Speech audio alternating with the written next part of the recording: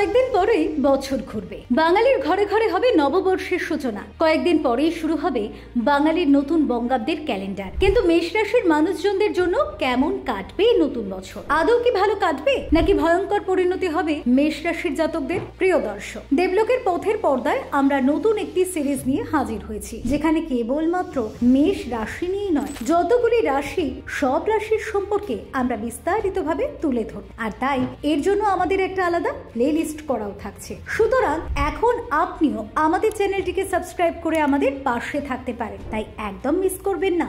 এবার আসি মেষ রাশির প্রসঙ্গে। নতুন বাংলা বছর অর্থাৎ 1434 সালটি মেষ রাশির জাতকদের জন্য এক ধরনের ভারসাম্যপূর্ণ সময় হয়ে উঠতে পারে। এই বছরটি যেমন নতুন সম্ভাবনা এবং অগ্রগতির ইঙ্গিত দিচ্ছে, তেমনি কিছু জটিলতা এবং চ্যালেঞ্জের মুখোমুখিও হতে পারে আপনাকে। কর্মক্ষেত্র, অর্থনীতি, স্বাস্থ্য, সম্পর্ক এবং ভবিষ্যৎ পরিকল্পনা সব ক্ষেত্রে এই বছরটি মিশ্র ফলদায়ী হতে পারে। তবে সঠিক দৃষ্টিভঙ্গি ও প্রস্তুতির মাধ্যমে আপনি নিজেকে অনেকটাই সাফল্যের পথে এগিয়ে নিয়ে যেতে পারবেন। কর্মজীবনের শুরুতেই একটি ইতিবাচক পরিবর্তনের সম্ভাবনা রয়েছে। নতুন কোনো দায়িত্ব, পদোন্নতি অথবা কাজের পরিবেশে উন্নয়ন আপনার আত্মবিশ্বাস বাড়িয়ে দিতে পারে। যারা দীর্ঘদিন ধরে একই জায়গায় থেমে আছেন, তাদের জন্য এই বছরটি হতে পারে নতুন কিছু শুরু করার আদর্শ সময়। কিছু মানুষ নিজের পেশাগত জীবন নিয়ে নতুন সিদ্ধান্ত নিতে পারেন, যেমন চাকরি পরিবর্তন বা ব্যবসা শুরু করা। তবে কর্মক্ষেত্রে প্রতিযোগিতা এবং সহকর্মীদের সঙ্গে ভুল বোঝাবুঝি আপনার অগ্রযাত্রাকে কিছুটা ধীর করে দিতে পারে। তাই ধৈর্য এবং নিজের কাজের প্রতি একাগ্রতা রাখা অত্যন্ত গুরুত্বপূর্ণ।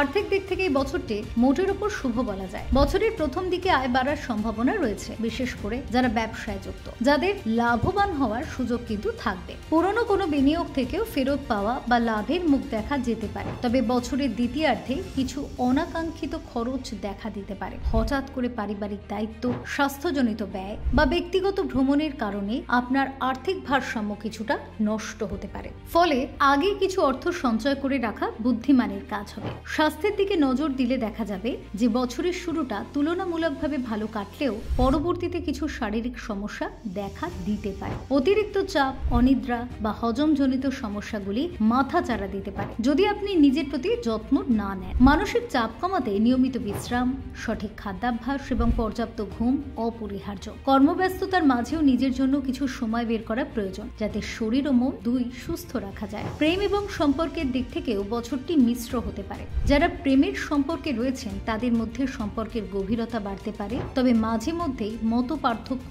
বা ভুল বোঝাবুঝি দেখা দিতে পারে। এই সময় সম্পর্কের মধ্যে পারস্পরিক শ্রদ্ধা, বোঝাপড়া এবং খোলামেলা আলোচনার প্রয়োজন হবে। বিবাহিত জীবনের সামান্য দ্বন্দ্ব থাকলেও পরিবার এবং সন্তানের সঙ্গে সময় কাটানো আপনাকে মানসিকভাবে প্রশান্তি দিতে পারে। অবিবাহিতরা বছরের শেষ ভাগে নতুন কারোর সঙ্গে পরিচিত হতে পারে, যা ভবিষ্যতের জন্য গুরুত্বপূর্ণ হয়ে উঠতে পারে। এর সময় নতুন কোনো উদ্যোগ বা পরিকল্পনা শুরু করার দিক থেকে অনুকূল হতে পারে। নিজের দক্ষতা বাড়াতে আপনি নতুন কিছু শিখতে পারেন অথবা ভবিষ্যতের জন্য কোনো বড় সিদ্ধান্ত নিতে পারেন, যেমন সম্পত্তি কেনা, উচ্চশিক্ষা শুরু করা কিংবা পেশাগতভাবে নিজেকে আরো পরিণত করে তোলা। তবে সবকিছুই আগে থেকে ভালোভাবে চিন্তা ভাবনা করে এবং যথাযথ প্রস্তুতির মাধ্যমে এগিয়ে নেওয়াই বুদ্ধিমানের কাজ হবে। সার্বিকভাবে বললে এই সালটি মেষ রাশির জন্য একদিকে যেমন সম্ভাবনাময়, অন্যদিকে তেমনি সতর্কতামূলক। সঠিক সময়ে সঠিক সিদ্ধান্ত নিতে পারলে এবং নিজের উপর আস্থা রেখে সামনে এগোতে পারলে এই বছর আপনার জীবনে